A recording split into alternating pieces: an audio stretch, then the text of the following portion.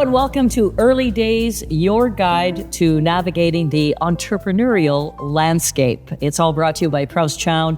Here we explore the stories behind the ventures, the ups, the downs, lessons learned, and I can just taste this interview. This one's a goodie.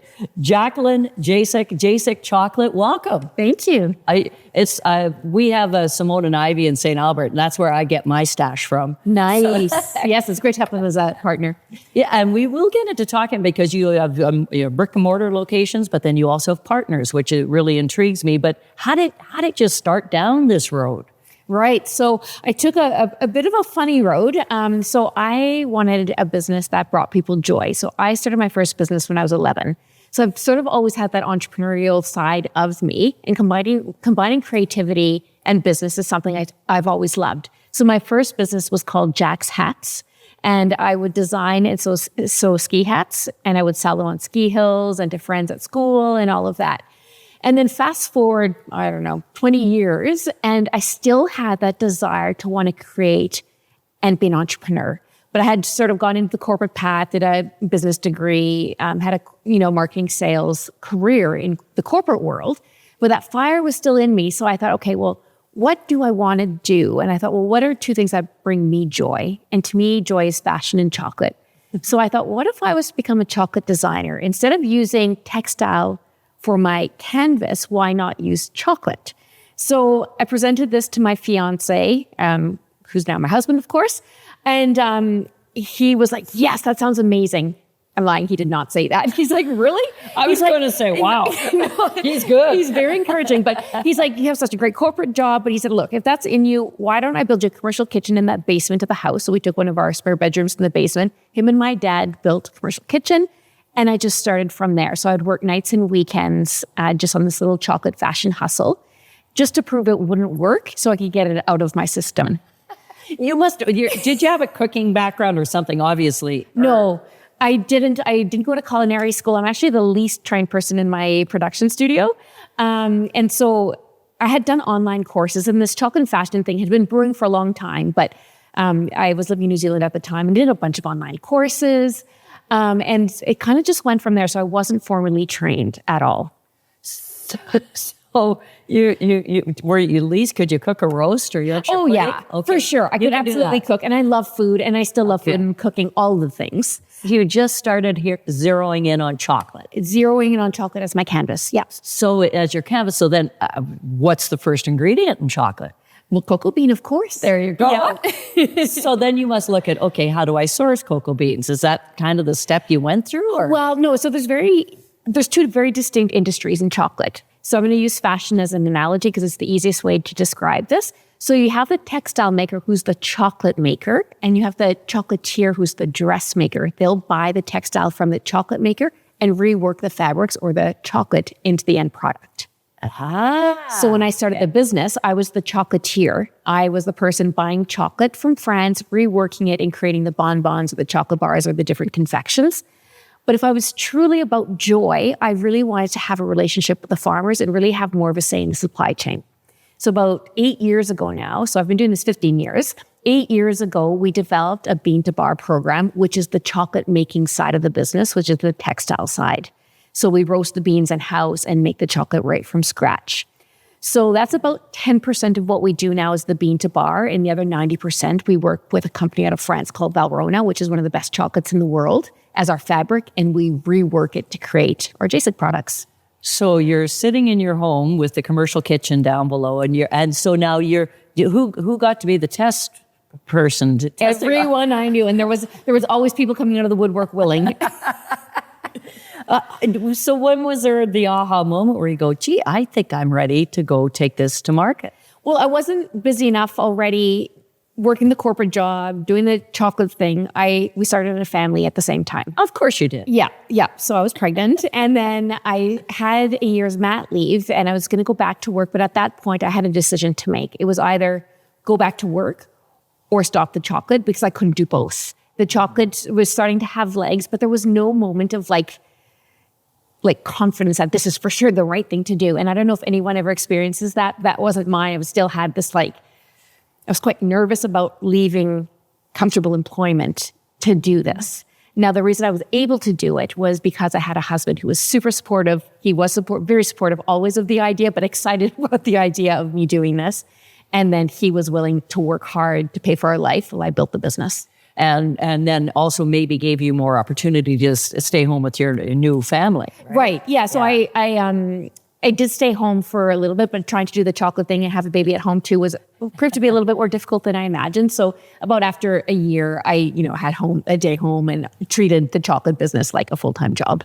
Okay. So now you're starting and now you got to get it to the consumer. So yes. What was involved in that step? Well, I think that's probably one of my favorite parts. There's lots of favorite parts actually in the chocolate making, but it's actually going out to markets and really talking about the product, explaining what's different between artisan chocolate, why it commands a much higher price than confectionery, and just really, going out and being everywhere and trying to get my product everywhere, chocolate into mouths, people trying it.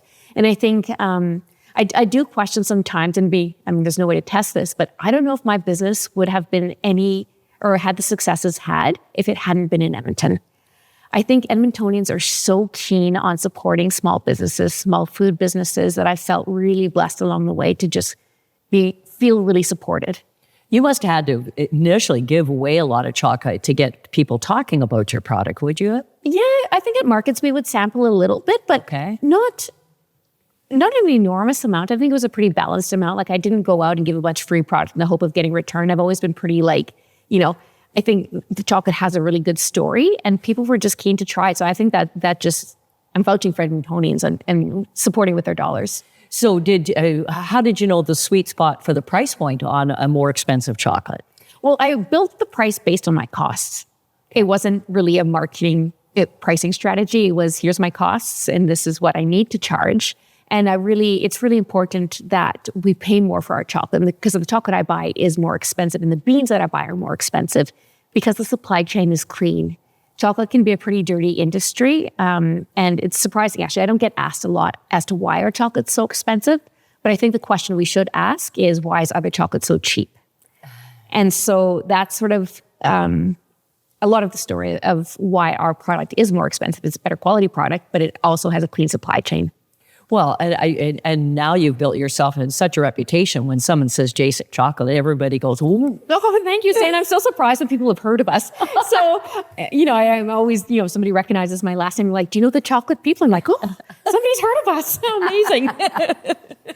So what was your first big sale then? Your retail, was it opening up the location? Because you have the 142nd Street in Sherwood Park. Which was the first? Sherwood Park. Sherwood Park. So you started in the park. So how did you get to that point? For sure. So I had the little basement studio and I had my first employee there, Cora, and she was with me for a decade. She's phenomenal. We really grew out of the basement. It was about 150 square feet. And so an old bakery had come up for lease in Sherwood Park, and I was very committed to staying in Sherwood Park because I had a baby at this point that I wanted to be close to him, even if I was at work, that if needed, I could be close to the day home or to school or whatever. And an old bakery came on the market for lease, and I thought, I'm going to go check it out. And it was pretty special. It wasn't definitely to the code or to the standard I would want to operate in. So we renovated it and got it to a point where it was good. So it was 1 bay out of 5, and we've now taken 2 more bays. So we're 3 out of 5 bays. Oh my goodness. But that transition was very like finding the right spot. It was the right price point. We put a lot of sweat equity into it, not a lot of money, but that's just kind of was the next logical step for us. So opening day, and they came in droves. Oh, opening day. So we opened the doors, and I can't remember what time it was, 10 o'clock, and there was no one. I was like, oh my gosh, what have I done? And then at about 10:20, you couldn't walk in there. So yeah, it was one of those stories of like, you have these like self-sabotaging moments of like, I'm an idiot. Nobody cares. But that wasn't the case. And then yes, we for sure got super, super busy. And then about 5 years after that, we opened 104th Street downtown. And then that one closed at the beginning of the pandemic. My lease was up, and my landlord, I asked if I could have a year extension just because this pandemic was happening. And I was like, this might last a year. Thank God I didn't know how long it would actually last. It was much longer, but he wouldn't extend it for a year. It was 0 or 5. So do you know what? I was lucky. He said 0. We retreated And then we opened Crestwood just last year. Oh my goodness. You go. Yeah, things happen for a reason. And I think I need to trust that more. When you opened the Sherwood Park location, that first location, so how, if people came in droves, what was your marketing like? Just word of mouth. And I think the Sherwood Park News was always really kind to us. They sort of advertise it. And Sherwood Park's such a tight-knit community. Word of mouth. And people I think they just told a friend. And if, 100 people tell a friend, you get 200 people and then 400 people. And it just kind of grows that way. There was no real silver bullet in our story of like a big win. It's just been very organic and word of mouth. Now, we talked earlier in the show about partners. So such as I talked about Simone and Ivy in St. Albert, my hometown. I know they sell your chocolate. So talk about that's where you probably were in the park going, okay, how do I expand? Yeah. So, our idea, one of the things I'm proudest of in the business is we give 1% of our top line revenue to community organizations. So I have a responsibility to grow because the more I grow, the more I can give back, to ultimately lead to my ultimate career goal to be a philanthropic lady who lunches. And so I'm starting now through the business. I'm always looking to spread joy and find new markets of people looking to buy gifts or treats. And so it doesn't always mean having to open my own brick and mortar, but finding people who are serving the same customers that we're serving and finding those synergies. So we have one in Canmore, which it looks and feels like us. It's a store within a store, but it's operated by Still Waters, and they do such a great job at partnering and bringing joy. And Simone and Ivy was another natural fit. They'd been a wholesale client of ours for years and became a partner, which means they have access to more products just recently. So with your philosophy, that's how you started the business was, okay, what brings me joy? And that path is continuing. That must be your guiding light for everything you do with it. Absolutely. It's our Northern Star is to spread joy. Okay. And joy is from the farmers who are farming the cacao through to our team, through to the end customer. So it's not just customer focus, it's throughout our whole business. And so now you obviously have had to build a team. Yes. So how did you go about doing that then? That they obviously have to have that same philosophy. For sure. And I think, it's having a strong set of core values. And I think a lot of entrepreneurs will agree with this, is really understanding who you are. And so our mission is to spread joy. And we measure that in our give back as well. But finding people that align to our core values of joy, number one, teamwork, creativity, experience, and excellence. Those are sort of the things I look for in team members. And I've had to make the hard decision in the past of hiring for core values, teach them the skill, but letting go of people who have the skills, but not the core values. So, those are sort of lessons I continue to learn. But I have to protect our core values. So with the 1% of the product going, so what things are you believing in that you're giving back? We talked about the farmers and everything, but where is your heart lying as you distribute these monies when I see you sitting at lunch with a glass of champagne and a chocolate? Yeah. So the 1% is given, so we get about 7 requests a day for donations. So, of course, we cannot do them all. So we have a monthly budget that we'll give to sort of requests based on customer requests and that kind of thing. But I have 2 major projects a year, one of them being the Sergeant George Mioch Scholarship. He was a soldier from our town in Sherwood Park. My husband had gone to school with him, and he lost his life in service in Afghanistan.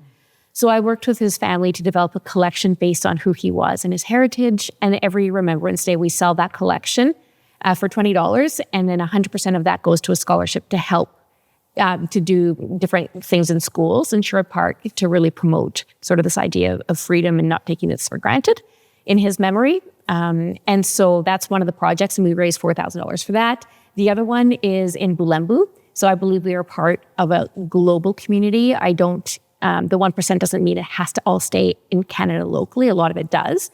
But again, we're a global community. My chocolate is sourced not from Canada, right? So again, there's a global community. And in Bulembu, it's 400 orphans in this village. And so we've supported them. Every year we do a big fundraiser, from school shoes, textbooks. We've built a house, all sorts of fundraisers. We've transported goods from Canada to there that they needed, built vegetable gardens, irrigated vegetable gardens. So we've done, I believe, I can't remember, it was about 9 years worth of projects there. Oh my geez. So now as I look at your 2 bricks and mortar, you've got these partners. what now do you see for the future to make sure you can keep doing these projects? Yeah, for sure. So we also have a network of 200 retailers across the country that sell our products. So we're pretty Alberta-centric right now, but I think the future means becoming more Canada-centric. So we're very much working in Alberta to grow our brand, but doing so along some other retailers across the country. So 200 right now. And so how do you go about doing that with the expansion? Did you just... You Google something? Or? No. So we found a distribution partner. So what they are, so they're an agency that represents lifestyle brands that are serving, a higher end demographic and who really work with lifestyle boutiques across the country. So they represent us and have a great relationship with these stores. Otherwise, it might be impossible for me to call all these people, introduce myself. They would have zero trust. They have no idea who we are. So this was just the easiest way to do it. And they're such a great partner in representing us. So all the chocolate, is it made right in Sherwood Park? All in Sherwood Park. All in Sherwood Park. Yeah, and then we distribute from there. How many employees? So right now we have about 25 employees. So we're a lean little machine, but we are very seasonal as well. So we do about 60% of our annual revenue in 6 weeks of the year, which is at Christmas. So we will scale up our employees then, and then in lower seasons, they're seasonal staff, and then we just have our core staff. How do you manage the cash flow? Oh, do you know what? I've become so used to it now because at first I used to fight this cash flow. Like I always have the analogy of a bucket. We fill our bucket at Christmas and it's got to last us all year, right? But the shape of our revenue is the same every year. So I've become so used to it. And I've actually, after 15 years, I used to fight this. I used to try and create revenue in low seasons and spend so much energy. I've completely flipped it now to embrace that seasonality and, have a break and let the team have a break and let's enjoy our lower seasons and be super hyper prepared for the busy season.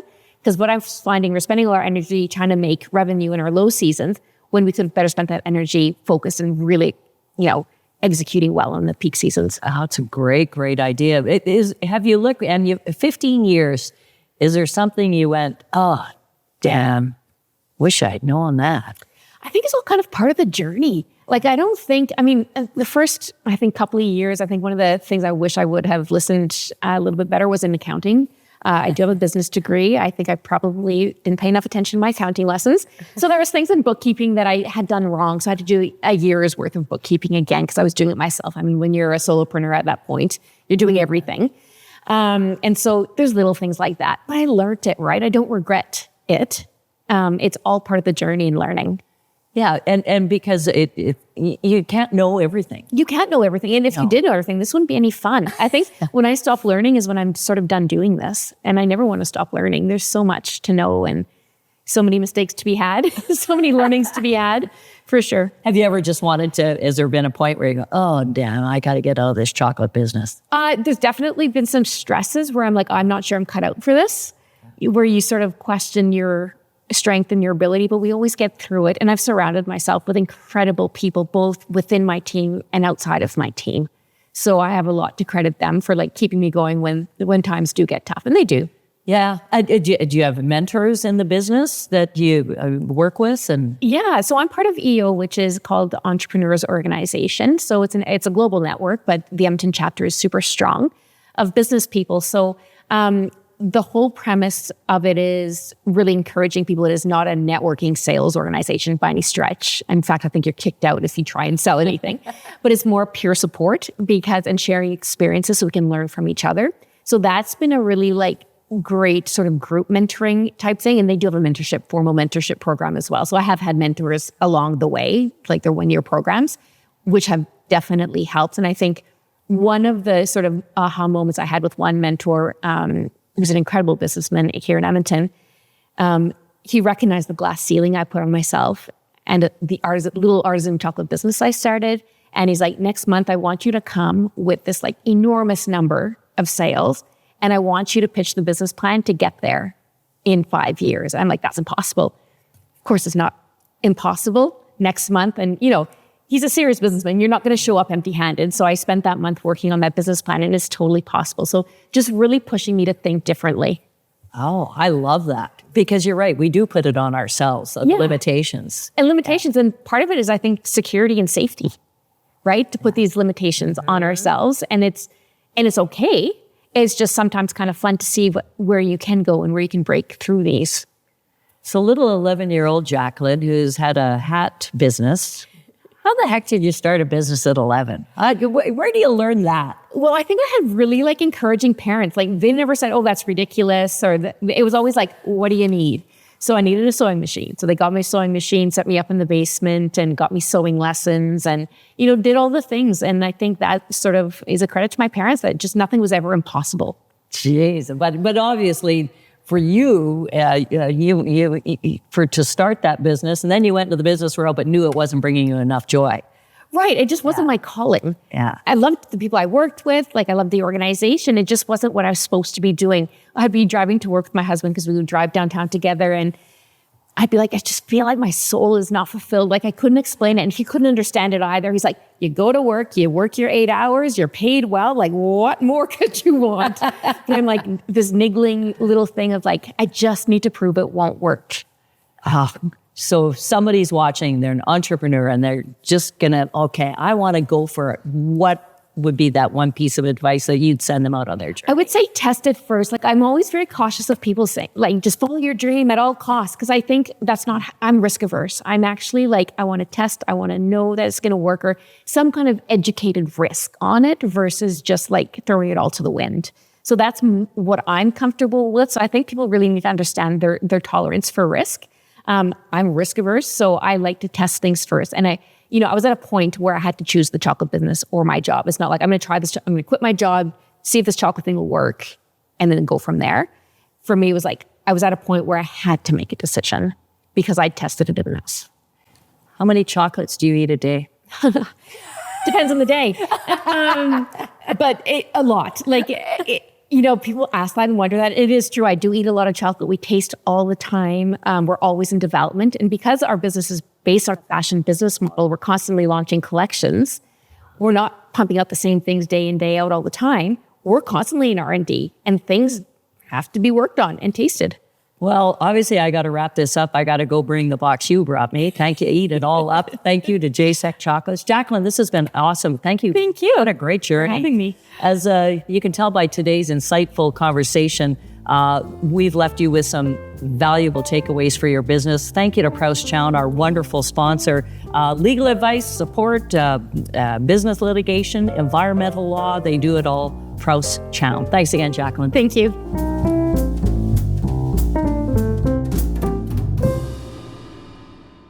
This series is proudly produced by the team at Road 55. Road 55 creates content that connects. For more information, check our website, www.road55.ca.